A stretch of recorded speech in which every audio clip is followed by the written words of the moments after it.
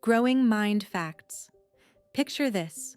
You're there with your child and all seems well. They are playing and happy. You walk out of the room for just a second, maybe to grab your phone charger or step into the kitchen. Suddenly, your baby's smile turns into panic.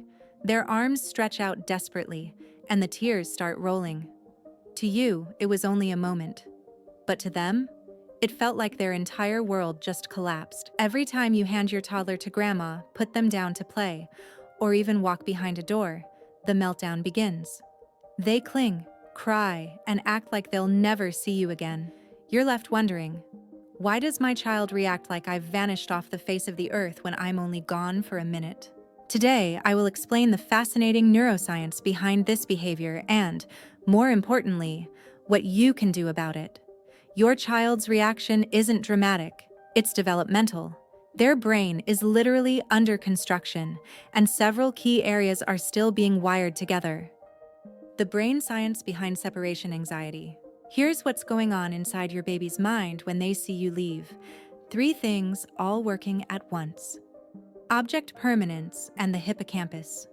Your baby's brain is still developing the concept of object permanence, the understanding that you still exist even when they can't see you. This cognitive milestone typically develops between 4 to 7 months, but continues strengthening through toddlerhood. The hippocampus, crucial for memory formation, is still maturing during these early years. The amygdala, the brain's alarm system. When you leave, your child's amygdala, the brain's alarm center, immediately fires. Think of the amygdala as a smoke detector that's been set to maximum sensitivity. In evolutionary terms, this makes perfect sense. Staying close to caregivers meant survival for our ancestors' babies. The amygdala triggers the release of stress hormones like cortisol, making the fear feel overwhelming and very real. The underdeveloped prefrontal cortex. Here's the crucial part. The prefrontal cortex, the part of the brain responsible for emotional regulation, reasoning, and calming fear, isn't fully developed yet. In fact, it won't be completely mature until your child reaches their mid-20s. Without this fully functioning emotional brake system, your child can't talk themselves down or rationalize that you'll return. They're experiencing raw, unfiltered emotion. The attachment system, wired for survival. Psychologically, your presence equals safety in your child's world. Their attachment system is biologically programmed for survival. This isn't just emotional, it's neurobiological. When you're present, your child's nervous system regulates. Their heart rate steadies, stress hormones decrease, and they feel secure. When you leave, their entire regulatory system goes into overdrive.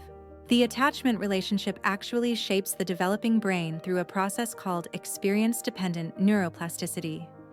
Every interaction between you and your child is literally building neural pathways that will influence their emotional regulation, stress response, and relationships throughout their entire life. Age-specific understanding. Here is a breakdown of what is going on in your child's mind as they age. Infants, 0 to 12 months. Neurological reality. The visual cortex and memory systems are just beginning to coordinate. Over the first year, their vision will gradually become clearer, and their ability to track faces and remember caregivers strengthens as neural pathways become more myelinated and efficient. Peak anxiety. Usually between 8 to 10 months when object permanence is emerging but incomplete. This timing coincides with the hippocampus developing enough to hold brief memories, but not yet strong enough to maintain the reassuring knowledge that you still exist when out of sight. Here's what's actually happening in their little brains. Babies have these special neurons called mirror neurons that fire when they watch you leave. These neurons make them feel the separation in their own body. It's like a physical echo of your departure that they experience as their own distress. That's why their crying often matches how big the separation feels to them. Toddlers, 1 to 3 years. Neurological reality. The language centers can't yet fully express or process complex emotions. As these regions mature throughout toddlerhood, children gradually gain more words to label feelings, which helps them manage the overwhelming sensations of separation. Peak anxiety. Often around 18 months when mobility increases, but emotional regulation hasn't caught up. The ability to walk away creates new separation scenarios before the brain has developed sufficient inhibitory control to manage the resulting anxiety. There's actually a fascinating reason why toddlers struggle with this. The part of their brain that connects logical thinking with emotional responses, called the corpus callosum, is still under construction.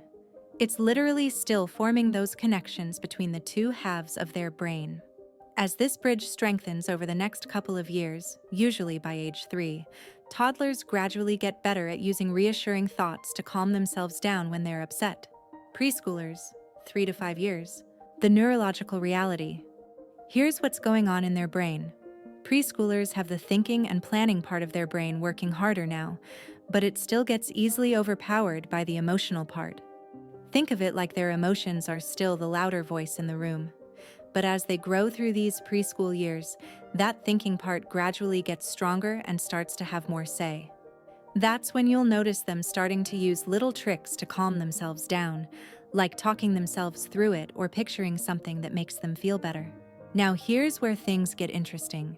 Their imagination really kicks into gear at this age, and that can actually work against them at first. They might start imagining all sorts of worrying scenarios about what could happen while you're apart. But here's the good news. That same powerful imagination becomes one of their best tools for handling separation. Once they get the hang of it, they can picture happy reunions, imagine you coming back through the door, or think about comforting scenes that help them feel better while they wait. Something really important clicks in their brain around this age. They start to realize that you have your own separate thoughts and experiences when you're apart from them. At first, this can actually make separation anxiety worse because now they're wondering, what is Mom doing? What is she thinking about? But here's the upside. This same mental breakthrough eventually works in your favor. Once they truly understand that you have your own thoughts and plans, they can better grasp your perspective and actually trust you when you promise to come back. So while it might spike their anxiety initially, it's actually paving the way for them to feel more secure about separations down the road. Practical strategies that work with brain development. Now that you know what's going on inside your child's brain at different ages, let's talk about what you can actually do to help. Here's the good news. There are real strategies that work with how your child's brain is developing, not against it. These aren't just random parenting tricks. They're backed by science and designed to help build the exact brain connections your child needs to handle being apart from you. Think of them as brain-building exercises that just look like normal, everyday activities. Let's jump into what actually works. 1. The Peekaboo Protocol. Make peekaboo and hide-and-seek games part of your daily routine. These aren't just games. They're neurological training exercises. Each time you disappear and reappear, you're strengthening the neural pathways in the hippocampus that encode object permanence. You're literally helping wire the understanding that things that disappear come back. How it works neurologically. These games activate the anterior cingulate cortex, which helps process surprise and expectation, while simultaneously calming the amygdala through positive, predictable outcomes. 2.